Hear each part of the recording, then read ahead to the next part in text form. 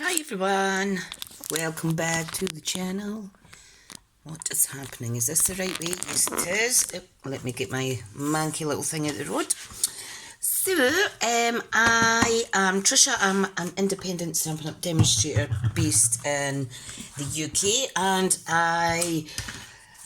I've been inspired to try and make a lovely little 5x5 mini album by myself, inspired by this beautiful project that a very talented crafter from Glasgow called Joe Coogan. He gave us a tutorial on one of the groups and made these little cute little mini albums inside little magazine files.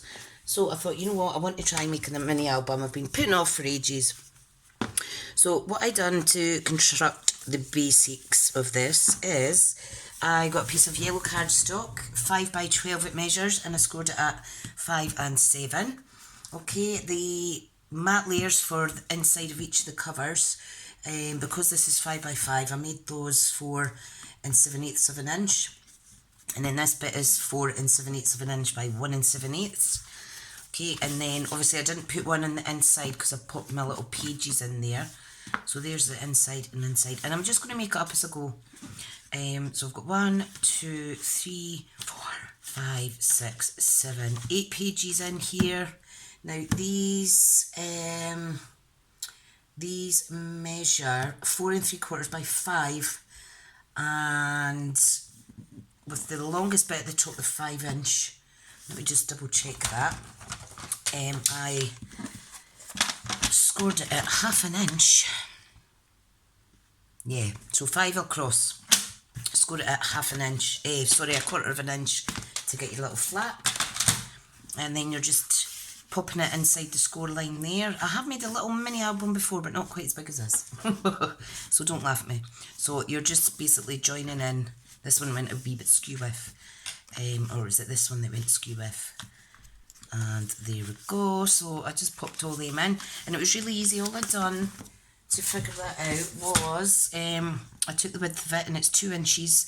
So that was 1, 2, 3, 4, 5, 6, 7, 8 1/4 inches in there. So that was how I got the 8 pages, and that's it, like so. I found this very therapeutic. I'm not liking I'm not liking all the extra pieces of black cardstock I'm left with. I did do a few bubbles when I was doing the waterfall section. When I was doing some of these pages, I just could not get my head around it. So what I want to do is I think I'm going to put the waterfall section on the inside, and you need to make sure that it's any toppers or that you're popping on top of your pages. Make sure that the depth is around, well, maybe 1/8 of an inch, because if it's near 1/4 inch, it's going to get too bulky kind of thing. Right, so I have 1, 2, 3, 4, 5 waterfall sections. So each of these widthwise is 4 5/8 of an inch. Okay, this one is 4 5/8 in the height, and then we're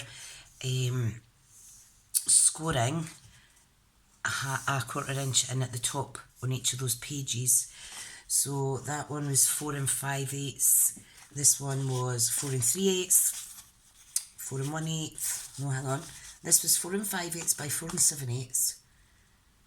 And then this was 4 5/8. Then 4 3/8, 4 1/8, 3 7/8. So basically it's 1/4 inch difference all the way down. So I'm going to try and pop these in. And the reason I made them 4 5/8 instead of 7/8 is just so that there's a little bit room, and things aren't too close to the, this kind of score line here. So let's glue these in. Now I am going to just use wet glue because I'm a wet glue kind of girl. Okay, so all I'm going to do is pop that just in the page. Oh, hang on. I want it just about at the top. You can see it's got a tiniest little border. So just take your time when you're doing that and give it time to glue. Okay, and then we can open this up and go from there. So there's your first wee flap. See? Perfect. And all we're going to do is work down the sizes, largest to smallest, gluing them in here like so. Okay, so I'll just do that. So this is part one of this little mini album journal type doodah that I'm making. I've always wanted to just do some of this. And I've always thought, oh, I haven't got a foggiest where to start. But you know what, if you don't try, you'll never know. Okay, so I'm just going to pop these in. Make sure you burnish all your score lines properly. And make sure you're lining it up with each of the previous flaps that you've popped in. Now you can round the corners of these, but I like things quite square and what have you, so the only thing with using wet glue is it does get a bit messy. However, it does gives you more room for manoeuvre. And you see I've put too much glue in that bit, so I'm just going to actually pop a little bit more there, and then I'm going to push it up like so. And you can see this marries up with a tiny wee smidgen at the bottom. And there we have a little waterfall section. Fab. You can see that's about 1/8 of an inch width. So it's not making it over bulky or anything just now. Fabulous. Then obviously your second layers are going to be 1/8 of an inch smaller. So this one would be 4 3/8 by 4 5/8, and then just reduce the size accordingly. You're probably best just eyeballing it like so with your little ruler, work it out like that, because if you try to do all these measurements in your head at the one time, you get a big mess like this. So just need to use my little, I've got a little bit of excess glue on there, which is a bit annoying. It will come off eventually. I'll wait till it dries a bit better. There. So you can add photographs onto these, little journaling cards or what have you. So that has me started it, and yeah, I'm going to see what other types of pages there are. Now you'll see this is lifting slightly because I wasn't patient enough to let the glue set when I first popped these in, so just make sure that you don't rush. You're not rushing it, okay? So that is page one.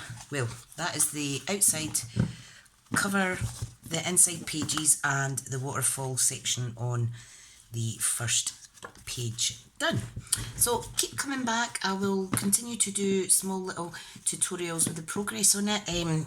Obviously one video would be too much and too long, so yeah, thanks for watching, and I'll see you in the next video.